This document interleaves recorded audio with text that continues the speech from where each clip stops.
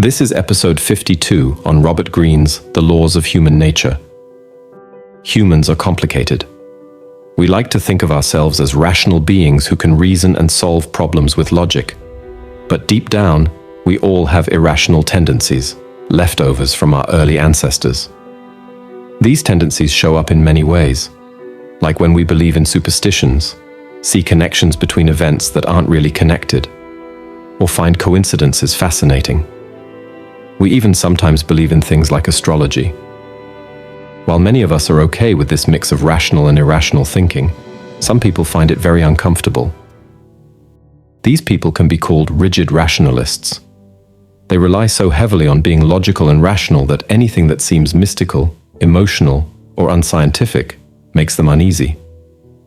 Ironically, this extreme focus on rationality can actually lead to irrational behavior.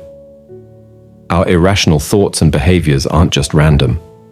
They are a part of our human history. Early humans needed to see patterns and make connections in the world to survive, even if those connections weren't always real.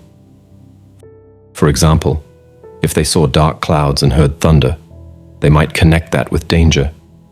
This kind of thinking helped them avoid threats.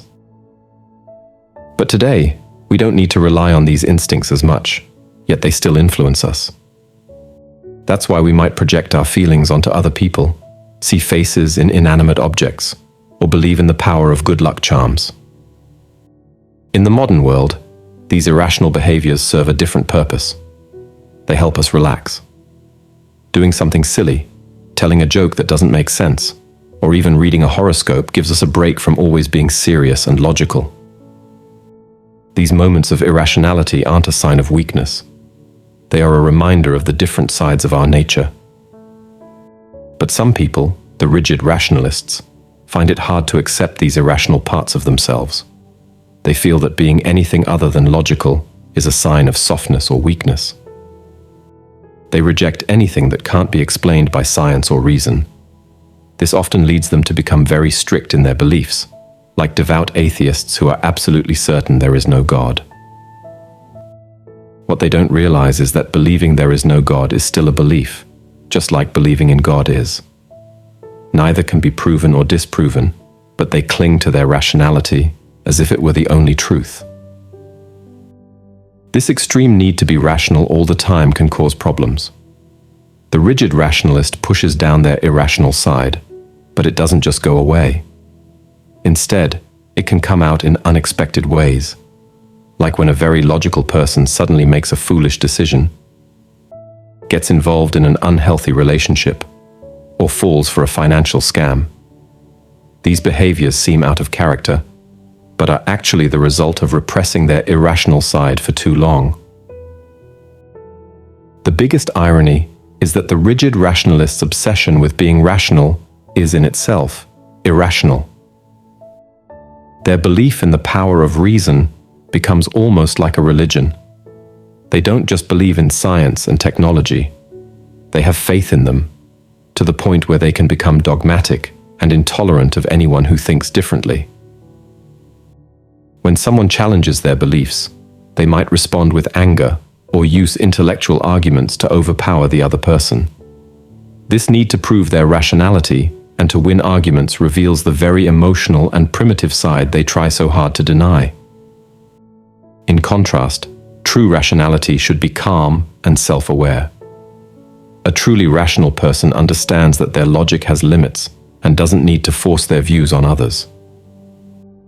They accept that being human means having both rational and irrational sides, and they're comfortable with that balance.